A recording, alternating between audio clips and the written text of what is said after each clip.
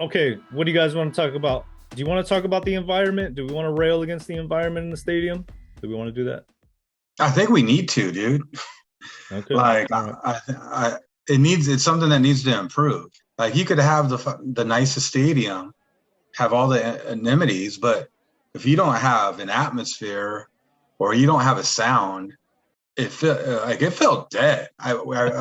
James was sitting next to me. I was like, dude, you like this is there's no feel to it. There's nothing going on, right? Like, there's no energy, and Did it's a you lot have of it. your phone lit up? Did you have your phone lit up? Did Dan have it? No, we couldn't figure out the stupid app, man. Ah, what a bunch of grumps. We were trying to get it going for the kids, but I don't know. We got it working for the race, and that's a weekly struggle with my daughter. She gets mad when she loses.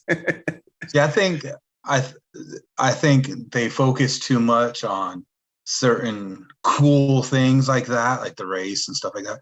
But really, what you need is a steady environment throughout the game, where during dead times, that DJ should be bumping some music. Yes. No, like, you got to keep you once, because what happens is it's dead silent during the commercial breaks, right?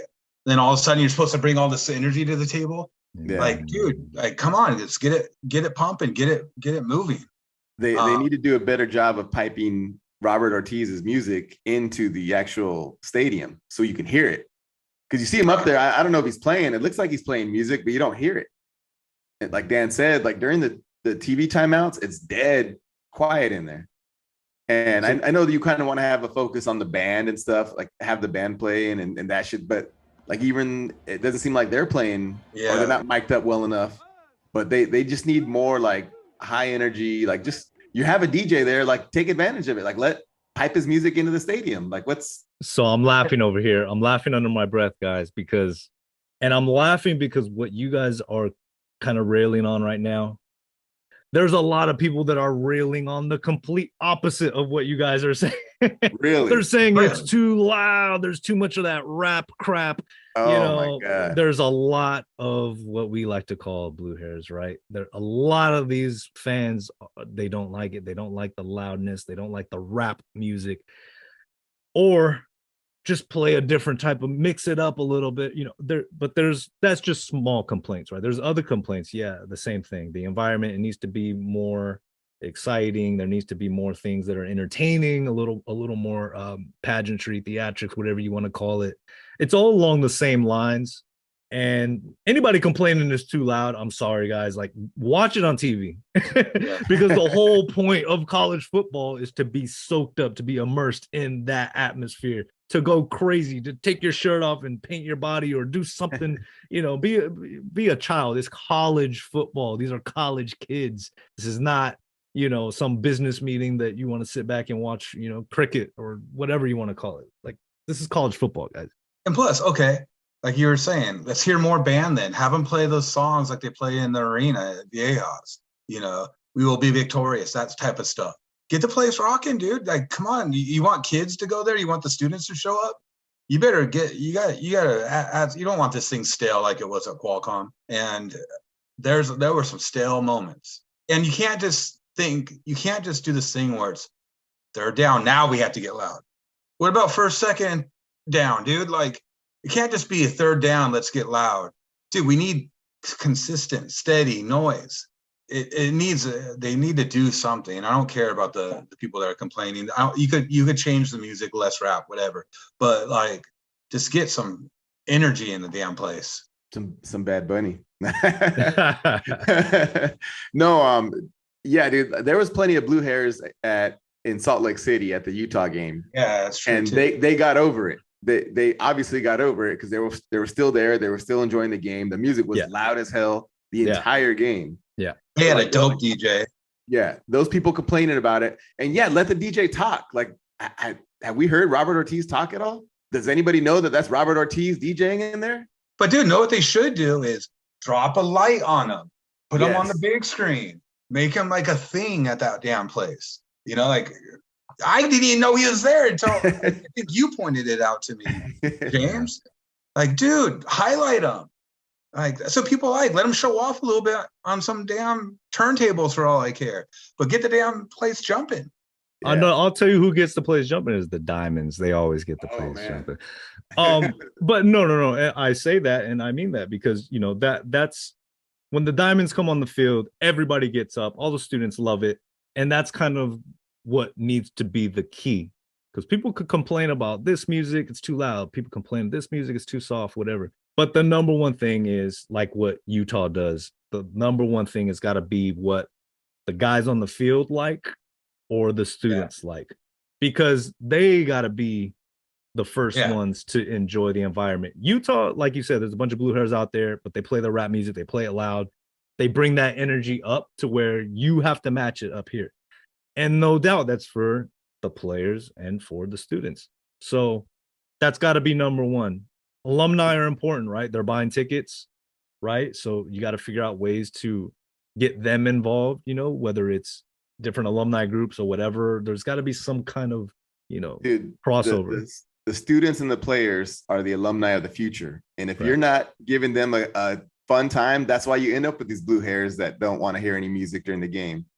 You want them to picture like, oh, football, when we went to the football games, that was so much fun. The DJ was such a blast. We had such a great time.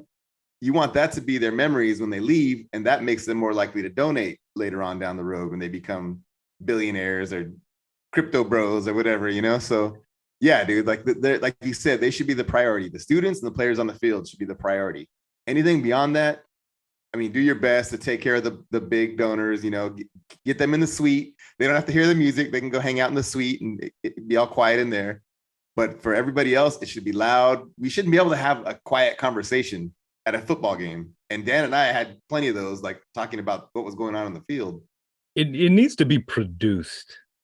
It needs to Yeah. be produced. It needs to be a production. And that's the one thing we saw at Utah is it's a production. Whether when the quarterback comes out, they got a special theme song just for the quarterback to get people excited. That's our quarterback. When the defense comes out, there's something that's personally, dialed in to know that that's what the defense is. It's something that's produced, whether it's visually, audibly, man, traditions. Like I said, if there's traditions that certain classes had back in the days, that's what college football is about. It's a tradition. If there's a song, if there's a chant, if there's something, I'm still waiting for the student section to kind of have like a tifo or something unique, something different to let everybody know it's football in our new stadium. But it's just very spectatorish right now. It's not involvement right now. I mean, the problem is we're playing teams in the Mountain West where you got to give people another reason to go to the game. You got to give them a reason to say it's gonna be fun. It could feel like a concert there. It could be like, oh, we should be tired. Everybody should be worn out after the game. You can't just expect people to show up to watch, a decent SDSU team play a decent or terrible UNLV team. Like give them something. You got to make it fun. Yeah, and I think a lot of the suggestions we've made, they won't take a whole lot more money. Like it's not a money thing. Like use the technology. That stadium is chock full of technology. Use it. Like pipe in the DJ, pipe in the band. That, like you talked about, like the music coming out for certain things, like the Imperial March from Star Wars should come on every single time the defense comes out on the field. Like not just the band playing it, like it should be played over the speakers, everything. They should have a video for it up on the video screen. Like that should be a big deal. It's, that's been the dark side defense forever, unless we're giving up that tradition as well. But like that should be coming on in that stadium should be rocking with that music every time the defense comes out onto the field. I know we've talked about it before. I've made a little mention, but I was kind of cracking up. I didn't realize that at some of the food stands around the stadium, you can get Azteca food, like food that the indigenous people actually ate, right? So like chapulines, I don't know if you guys know what those are. They're little crickets, roasted crickets that the Aztec people used to eat. Mexico, it's a big thing, right? You still can eat those. Or there's like a tamale with, cactus on it and all that stuff. I say that to say this. They've incorporated Azteca culture in their meals there and food and concessions. But if you were to sit there in the stadium and listen and watch and everything, there's no feel of like an Aztec cultural. And I'm not saying, bring the dancers out or the warrior. I mean, a lot of people would love that. But just to play along that vibe, that, some drums, a freaking Yeah. conch or Yeah. something on the screen that kind of reveals, Aztec fire or a spear or something that kind of gives you that identity, that feel. Those are the type of production points that if you tie that in with some hip hop music and then, a crazy cool graphic on the screen and fire or something, like you just got to build that culture, that pageantry. Cut up scenes from like showing Apocalypto or something and show them on the big screen. Yeah. I mean, showing the conch on the screen and having that thing go off and that kind of like to start like the game would be pretty damn cool, dude. The Vikings do it with their horn every Yeah. time Yeah. why not do something like that? But I think the best point you made though, Matt, was you got to get someone who will produce it. You can't just throw a bunch of shit together. Yeah. Like it has to have a feel, it has to have a flow. Get someone where this is their job. Hire someone from Hollywood, whatever, dude, that they could produce a 2-hour, concert, really, or like Absolutely. a 2-hour theater. Why not make a big ass Aztec drum or get the conch where somebody from the that's handpicked from the school before the kickoff, you go out there and you blow the conch and it's magnified loud on the speakers so everybody knows before. The Aztec warrior, he goes out there and he throws the spear down, leads the team out, but something along those lines. A big drum, you hit that big drum with the logo on it, something to anyway, stylize it. But you're right, some type of production, some type of organizer, director to make this thing flow. That first quarter, we're doing this. Second quarter, we're doing that. Third quarter, you're doing that. Fourth quarter, ritual. You're right, dude. This guy is knowing he should feel when the crowd needs some energy. He could talk to the PA guy. Like, dude, just keep it organized, keep it flowing. Like, man, it's so disappointing because the stadium's so great, right? Yeah. If we didn't care, we wouldn't be rallying about it. Like, we're gonna buy tickets no matter what. It is what it is. But I'm talking about people that are paying a lot of money for the tickets this year that have to think about renewing next year, and like you do something for them, Let's get into that because real quickly, that was a big thing I saw. A lot of people saying, what's the use of renewing my season ticket next year? Why? If they're going to cut the prices midway through the season, they feel cheated. They feel that they bought these season tickets when they could just buy individual seats because it's not going to sell out. So why did I buy season tickets, pay these enormous gifts to the construction? And that's really what it was, right? But you never want your season ticket fan base to feel as though they've been cheated, and lowering the ticket prices midway through the season when you've already paid this amount of dollars for your seat, not a good move. Not a good move. I think the way, to me, I don't care about it, right? Of course. I mean, personally, I'd pay whatever.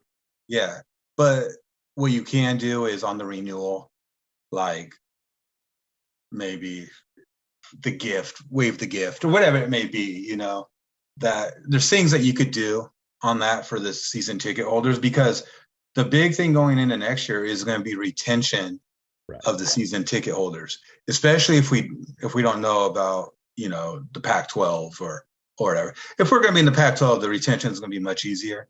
Yeah. But you got to retain the ones you have, and then you got to get more, so it's not, to me, there's something you could do on it at the renewal of your season tickets to make them feel special, I think.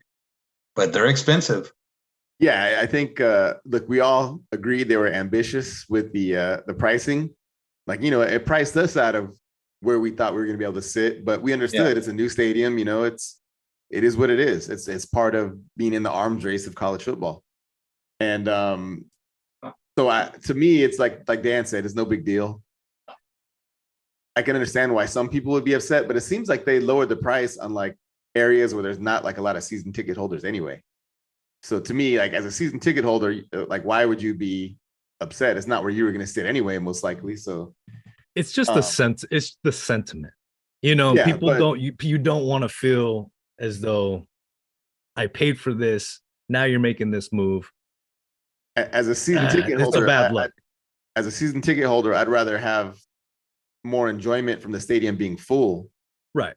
I don't care if they start giving away tickets. Like as Absolutely, a season we I'd give a rather lot the away stadium be out. full. Yeah. Dude, so that there's a couple different points.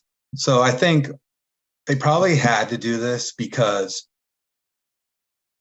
vendors pay a lot of money to be in that stadium, and they're probably promised a certain amount of activity within that stadium.